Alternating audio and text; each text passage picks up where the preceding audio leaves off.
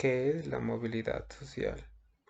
Cuando hablamos de la movilidad social, nos referimos al aumento justo de las oportunidades de las personas, ya sean en el ámbito de la salud, educación y de los ingresos a lo largo de su vida entre generaciones.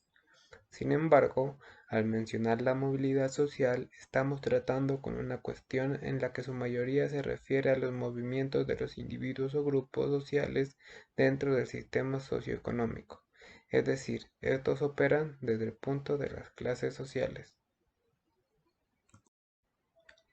La movilidad social a través de los años.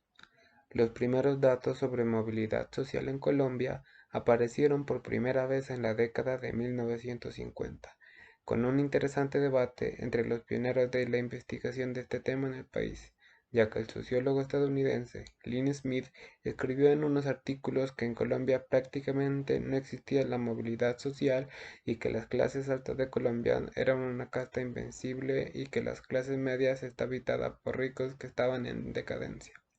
Ante estas acusaciones, el antropólogo austriaco Gerhard Reicher Dolmatov criticó duramente el pesimismo de Smith diciendo lo siguiente: Colombia no es un país dominado por un sistema feudal, manejado por unas cuantas familias de sangre azul que dominan a una mayoría de mestizos analfabetas.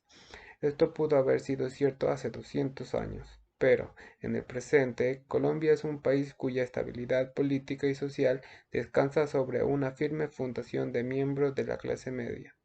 Sin embargo, ambas opiniones carecen de un sustento estadístico, ya que sus aportes están basados a partir del estudio de anécdotas, testimonios y relatos de ese entonces.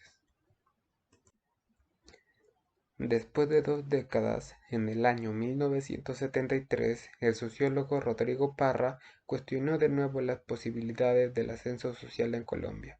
En su obra Análisis de un mito, la educación como factor de movilidad social en Colombia, donde abordó con más rigor este tema. En su investigación encontró que a través de la educación, los colombianos en situación de pobreza enfrentan una situación más difícil.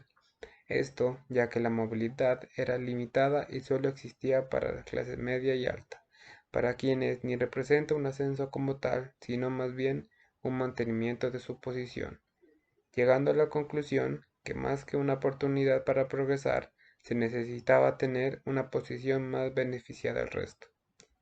Casi de inmediato, los economistas Albert Berry y Miguel Urrutia, en su libro publicado en 1974, dicen que las personas talentosas y educadas tienen muchas oportunidades de crecer en Colombia, dando así una visión más optimista de la movilidad social en el país. En el año 2000, después de casi 3 décadas, Esteban Nina y Santiago Grillo logran publicar su artículo Educación social y trampa de pobreza. Este fue uno de los primeros trabajos que intentó medir la movilidad social en Colombia.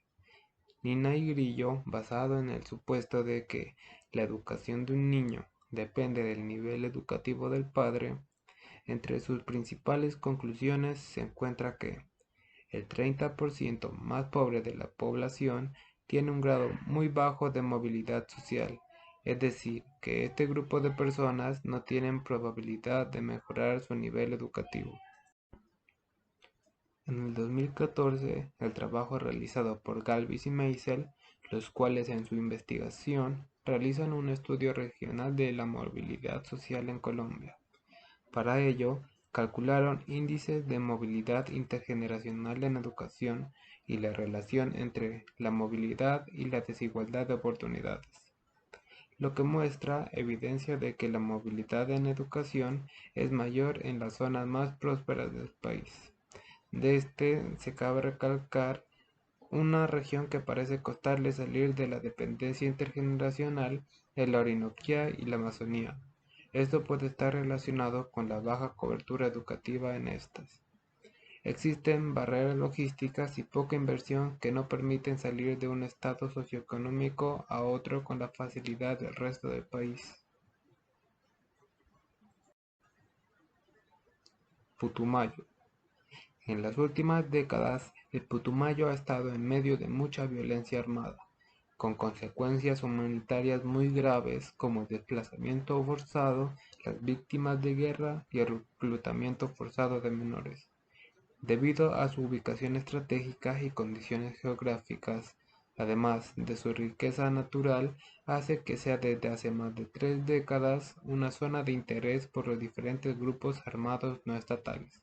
Además, en el Putumayo la población con necesidades básicas insatisfechas alcanza el 36% y en la zona rural llega hasta el 46,2%, valores muy superiores al promedio nacional del 27,8%. Y a esto se le suman niveles de desempleo superiores al 30%, así como el impacto de las llamadas pirámides, las cuales han afectado significativamente la economía regional. También los desastres naturales afectan el departamento, principalmente las inundaciones, las cuales han afectado a cerca del 30% de la población entre el 2010 y el 2015. La movilidad social en el Putumayo. En el departamento del Putumayo habitan actualmente 14 pueblos indígenas reconocidos, los cuales abarcan el 18% de su población total. También tiene cerca del 60% de su población desplazada de forma forzada.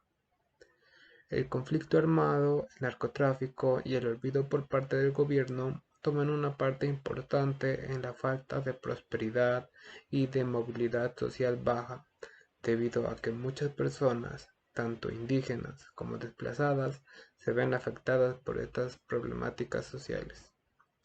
Además, cabe recalcar que la calidad y la cobertura de la educación es muy pobre, tanto por la falta de proyectos que impulsen la educación regional como el problema de llegar a las zonas más remotas de este departamento, haciendo casi imposible la tarea de educar en su totalidad a todas las personas que lo habitan.